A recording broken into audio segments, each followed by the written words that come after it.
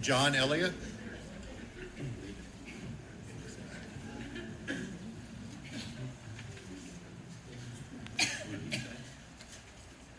John Elliott, 450 Southeast 8th Street.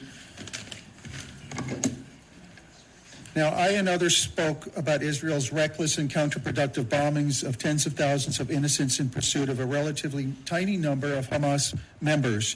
Since that meeting, hundreds more women and children have been killed and maimed. Now, starvation and famine are looming.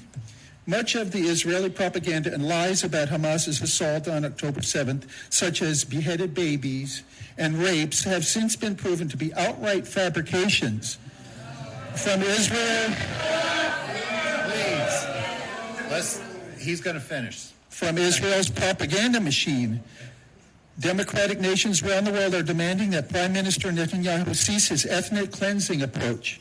His evil includes mass starvation of children, denial of medical care, and bombings of aid relief workers and hundreds of cowering refugees. Councilwoman Dreyer is leaving now. It's fairly interesting.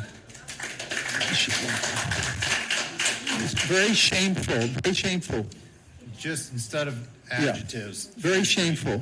Okay. Stop. With adjectives, you'll be the first one. Most of us have been spared the gruesome details thanks to the very tight hold the Israeli Defense Forces have on journalism.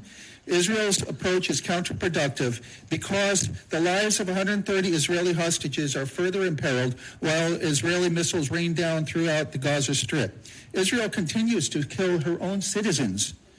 Second, as Israel becomes more isolated from the world community, the resolution of the Palestinian people has become infinitely stronger in the face of Israeli atrocities. Third, the world rejects a scorched earth approach. Fourth, tensions with neighbors continue to rise and will sever all peace treaties. Netanyahu's vengeful approach is counterproductive since peace talks and negotiations are stymied while Israel's missiles incinerate hundreds of innocents every week. Now, this is not defense. It is pure revenge. Millions of Jews around the world are demonstrating, carrying signs reading, "Not in my name." After all, each of the three Abrahamic faiths know and heed what is said to be God's warning in Deuteronomy. Vengeance is mine. Each of you have the moral responsibility not only to your city, but to help prevent humanitarian tragedies. Each of you, including the ones that walked out shamefully.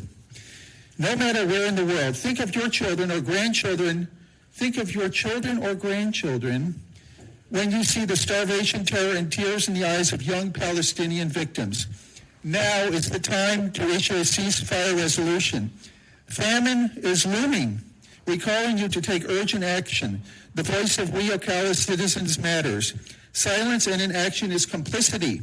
We ask that you each search your conscience and answer the call with courage. Thank you. Zany.